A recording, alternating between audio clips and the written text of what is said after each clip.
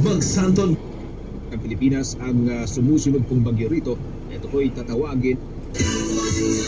Ay doon tayo mo nga. Mupalit ba ka permanente adlaw-adlaw? Di ba dili naman? Blood pressure. Og uban pang sulod ni ining halay kupin, gatabang sa kasing-kasing. Kauban ang saktong kaon og exercise. Maong gatong marjug ko og Centrum Advance kana adlaw. Pareho natong kinahanglan advance pod ang proteksyon sa tibok lawas. Hiyang gyud ko sa Centrum Advance. Sulayin ninyo. Multivitamins and minerals is the generic name of Centrum Advance. If symptoms persist, consult your doctor. Oh, sa bayan, sir! Matik. Ang epekto sa anumang bahagi ng bansa ang bagyong Ophel.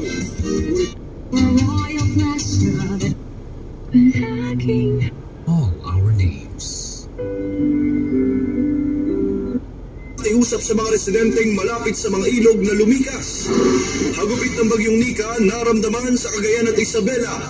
Mga lupa sa gilid ng ilog natibag dahil sa bagyong Nika. Ilang bahay tinangay ng ilog. At mga leader ng international cruise industry nagsama-sama para ipakita ang iba't ibang world-class destination sa Pilipinas. Pangulong Ferdinand R. Marcos Jr. suportado ang cruise industry sa bansa at kinilala ang malaking ambag nito sa turismo sa ekonomiya.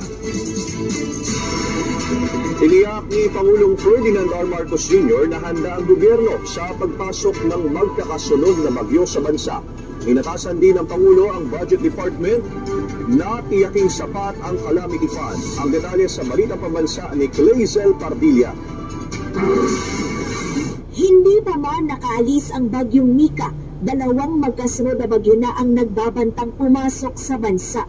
Sa kabila nito, siniguro ni Pangulong Ferdinand R. Marcos Jr. na may sapat na pondo sa pagtugon sa mga paparating na bagyo. Sabi ni Presidential Communications Secretary Cesar Chavez, bagaman nababawasan ang calamity fund na karaniwang nararamdaman sa huling quarter ng taon, pinatiyak na ni Pangulong Marcos sa Department of Budget and Management ang kasapatan ng calamity fund. Lagi may pagkukunan ng pondo ang gobyerno at mayroon tayong assurance mula kay DBM na mayroon tayong sapat na pondo para sa mga susunod na kalamidad bago sa katapusan ng hanggang sa katapusan ng Disyembre. Karaniwang ginagamit ang calamity fund sa pagbibigay ng tulong sa mga biktima ng sakuna, pagsasaayos sa mga nasirang infrastruktura at iba pang pagtugon sa kalamidad. Para sa taong 2024, aabot sa 22 billion pesos ang inilaang pondo para sa calamity fund. Samantala, inapasa ng punong ehekutibo ang Department of Public Works and Highways at Department of Transportation na abisuhan ng kanilang mga private contractor para mabilis ay deploy ang kanilang truck at mga kagamitan bago pa dumating ang prosesyon ng mga bagyo. Mahalaga ito para makapagsagawa ng mga clearing operations sa mga kalsada at mabilis na makapaghatid ng tulong ang gobyerno. Saklaw nito ang mga touch agencies ng Transportation Department at DPWH. Yung mga trucks nila, yung mga makinarya nila, yung mga private contractors na may kontrata sa gobyerno, DOTR, DPWH, dapat naka-preposition na din. Yan ay may instruction siya sa DOTR, may instruction siya sa Department of Public Works and Highways in attached agencies of DOTR and DPWH, yung mga trucks ng mga contractor na may kontrata sa national government ay dapat katulong na sa prepositioning. Ngayong linggo ay nasang tatama sa bansa ang bagyong Ophel at Tepito. Clazel Pardilla para sa Pambansang TV sa Bagong Pilipinas. Bago pa man tumama ang bagyong Nika, mahigpit na pag-aanda ang itinasa ng lalawigan ng Isabela, partikular na sa Valle Aurora. Tiniyak naman ng LGU na may sapat silang pondo para tugunan ang pangangailangan ng mga apektadong residente. Si Angela Premio sa Radyo Pilipinas sa Balitang Pambansa. Agad nagsagawa ng preemptive evacuation ang lalawigan ng Isabela bago pa man ang paglandfall ng bagyong Nika sa bahagi ng Aurora. Tiniyak ng pamahalaang panlalawigan ng Isabela na sapat ang kanilang pondo para tugunan ang mga pangangailangan ng mga residente na apektado ng bagyong Nika. Sa panayam ng Radyo Pilipinas, sinabi ni Isabela Provincial Administrator, Attorney Noel Manuel Lopez, na mahigit 4,000 individual ang inilikas sa mga evacuation center at inaasahang madadagdagan pa.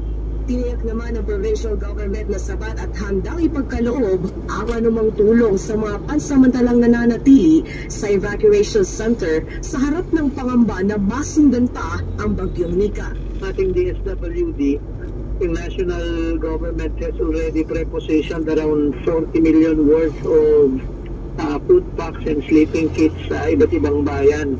Yung probinsya naman po ay nakahanda naman po yung ating stockpile kung sakaling kulangin yung manggagaling sa DSWD. Sa isang live video na ipinost ng netizen, makikita ang hagupit ng bagyong Nika kung saan tila nagsasayawa ng mga puno dahil sa lakas ng hangin at ulan na dala ng bagyo. Tanaw naman mula sa bintana ng residenteng si Erickson Pagar ang mga kawad ng kuryente na sumasabay din sa pagkilos ng hangin habang maririnig ang paghampas ng hangin sa mga yero.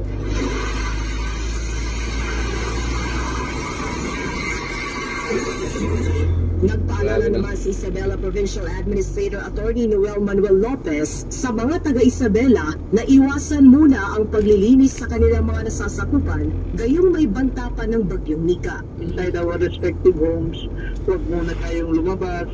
Yung pag-aayos po ng mga natumbang punong kahoy o pamumulot ng mga yero na nagsiliparan, ito munang gawin ngayon. Siguro padaanin muna natin yung bagyo. Mag-ingat po tayong lahat. Mula sa PBS Radyo Pilipinas News, Angela Peñalosa para sa Balitang Pambansa.